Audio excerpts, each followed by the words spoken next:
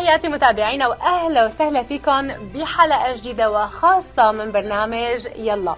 بحلقة اليوم رح نحكي مع شخصية إلى متابعينا ومحبينا كبار وصغار، وهو نصير ياسين المعروف بصفحاته ذات المتابعات الضخمة على مواقع التواصل الاجتماعي تحت عنوان ناس ديلي، واللي بيشارك فيها حقائق ومغامرات تثقيفية وتعريفية بيقوم فيها حول العالم لتعريف متابعيه ووصل الناس بين بعض وتعريفهم على حقائق غير معروفة أو نادرة.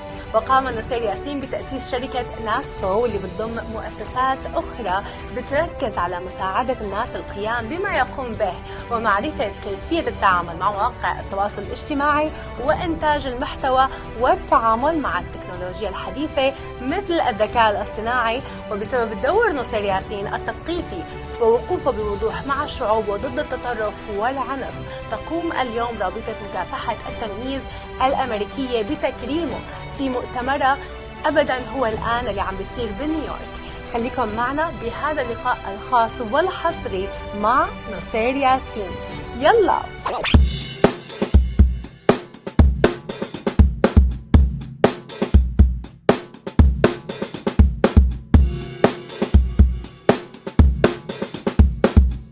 Thank you so much for joining us today on the Yalla Show, Nasir. Of course. Thank you for having me. Yes, I wanted to actually start by talking about your own journey, being a software engineer that basically took on a turn in your career and became a storyteller. Yes. An extraordinary one, actually, too. Thank you. How and when did you realize that that was your calling? Wow, that's a hard question. When did I realize that it's my calling to make videos? I think it's everybody's calling. Everybody wants to be heard. Everybody wants to have a voice. Everybody wants to have somebody listen to them. I was able to express it using videos. But you can express your calling using many, many different things. Videos, music, your haircut. Can express your opinion. You do connect people across the world. Yes. Through your pages, Yes. Nas Daily, which I love. Thank you. Tell me, why do you care about this so much? That's a great question. As adults, we want to do the opposite of our childhood. Whatever you see as a child that you don't like, you want to spend the rest of your life to do the opposite of or to fix. So as a child, I grew up in Israel as a Palestinian, right?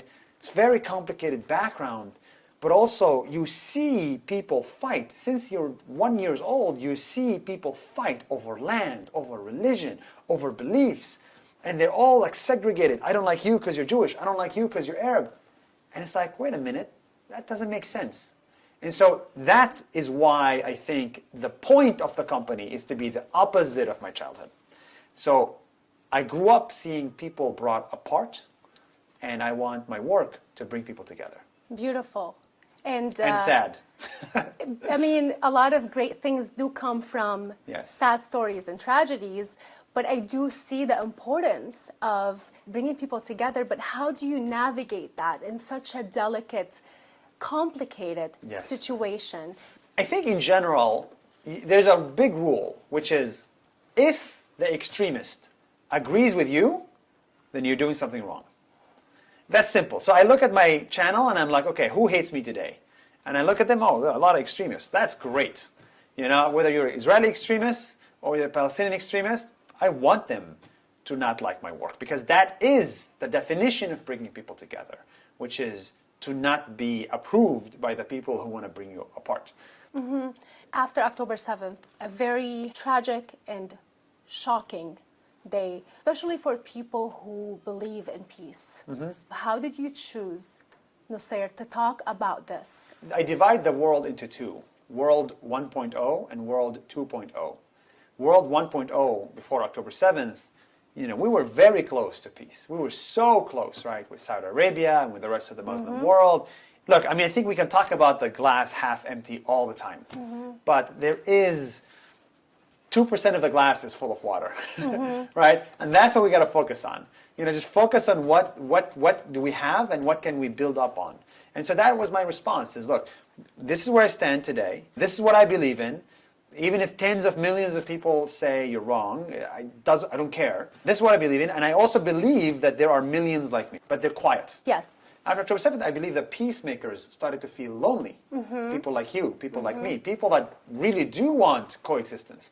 But after that, you cannot say the C word. You cannot say coexistence. You cannot say the P word. You cannot say peace. Yeah. We should say it exactly when we're not allowed to say it. What do you say to our young audience across the Middle East, North Africa, who probably did not feel the way you felt, and they do see that, want to destroy Israel? I'm not saying that this is everybody, that there's a segment. Tens of millions of them. Yes. I mean, the biggest problem in the Middle East is media. Media.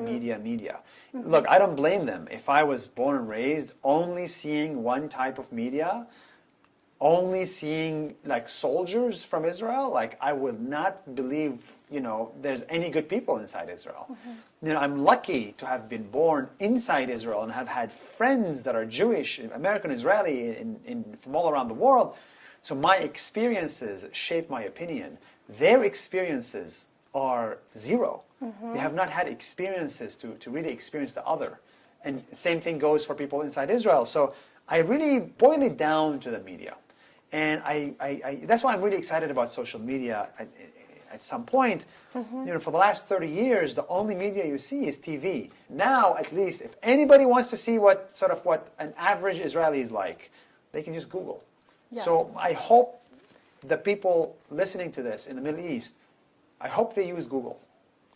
Simple as that. Just use Google, find your own truth, and have the courage to believe in your own truth rather than the conventional truth of the people around you. Go online and learn. Just Google. For yourself. Google. Or ask ChatGPT. For God's sake, it's free. That's another good idea. Yeah. Now, you touched a very important topic, which is social media, the power of social media. How can we play a role in making the information that is being spread around actually accurate and truthful and purposeful? Yeah. So look, if you want to go viral, make people angry. It's very simple. To go viral, make people angry. To not go viral, make people educated. It's simple as that. So you need to find a way media people need to find a way to go viral without making people angry. And that has been really the cornerstone of Nas Daily. How do you know if the media is good or not? Look at the comment section. Just look at the comment section. If the comment section is a lot of angry people at the topic of the video, then you failed. If the comment section is a lot of peaceful people, then you succeeded. If the comment section has a lot of angry people at the presenter, then you also succeeded. Yeah. So now I have a lot of angry people in the comment section about me. That's great. That's success. In terms of going back to the vision, right, of connecting people, of staying on the path even if it might feel lonely at times. Yes. You care about people-to-people peace. And you've shown this throughout your work. And for the Middle East, North Africa, we couldn't need more of that. And more of you. Thank you so much. I appreciate Yes, I'm a fan of Yallah. I'm a fan of what you guys do. And you need to be the next Al Jazeera. Amen to that. We definitely need an alternative. But in terms of your vision about the people-to-people peace and coexistence, how do you see this manifesting? First of all, that is very important. Of course, I'm not going to say it's not important. I don't think peace will come like this, though. I think eventually peace will come top down. Leader here says, screw you guys, we're making peace, no matter what. And then peace will come from money. Simple as that. If I have a job at an Israeli company, I'm in line. If I have a job at a Palestinian company, I'm in line. Economic integration is so important. So one, make peace top down, even if people disagree, which they will, and that's fine. And then two, make trade policies, and then force people to get jobs and have a 5% unemployment rate. That's it. Then people will suck it up and like each other. Because without liking each other, you will have no money. So basically, economy is a major component. What about education and media? I always go back to those two. The question is, what comes first? What comes first? It is very difficult for media to come first because a lot of the media in the Middle East is state-controlled. So that's hard.